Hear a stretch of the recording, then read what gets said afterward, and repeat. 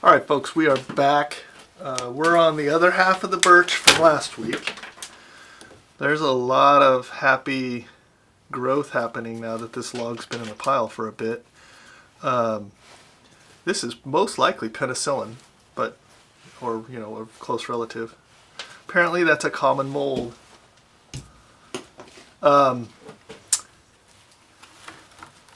Today, my plan is to come up with some sort of bowl, platter, flat thing, because it's pretty thin here. And then I think I might go back to the old Lichtenberg device and throw some lightning bolts on here. This birch, I think, will be good for that because it's a light wood. So that's kind of the theory, and then we'll go from there. So let's get it's gonna be a lot of bark flying here in a second. Let's get to it. Observe the craftsman in his natural habitat, the workshop. Surrounded by noise, shavings, and the faint aroma of questionable decisions, Zed prepares his next specimen, a piece of birch. Birch is a pale, obliging wood, light, even-grained, and ideal for demonstrating what happens when curiosity meets electricity. After turning it smooth on the lathe, Zed will use a Lichtenberg device to etch delicate, lightning-like patterns into its surface. The process works by sending high voltage across the damp wood, burning fractal trails that trace the invisible paths of current. This particular setup is one of the safer, modern designs, proof that even electricity can behave when properly supervised. That being said, Zed has taken precautions. You should too, if you ever attempt this sort of decorative electrocution. As always, he insists it's art. I'm inclined to think it's just another way to make smoke smell respectable. Let's watch.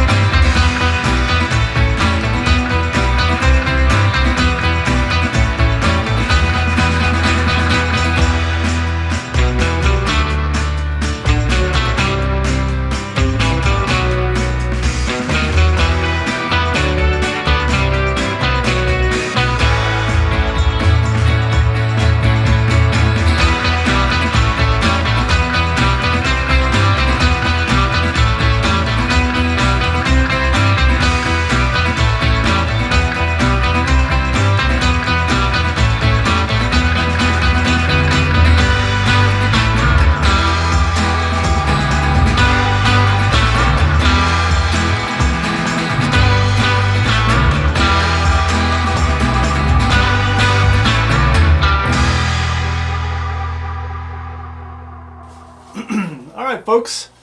There's the zapped birch bowl number 486. I'm pretty happy with that. In hindsight, I wish I hadn't done the rim. I think that the way the layers of the wood go, the rim is not great with the Lichtenberg. So as you can see, you don't get the real clear etching that I think you do when you go on the surface of the bowl. So in hindsight, I wish I had just done that because I think that looks great. I also do like how a little bit of the char gets sucked into the wood because you're wetting it down. And I don't know how you avoid that with such a soft open poured wood, but I like how it darkened it up. It gave it like kind of an older patina look. And there's the number and the logo. Little bit of live edge, left a little touch of bark because that's what I do. And yeah, all in all, I think it's pretty. So hit those buttons and let me know what you think, and we'll see you on the next one.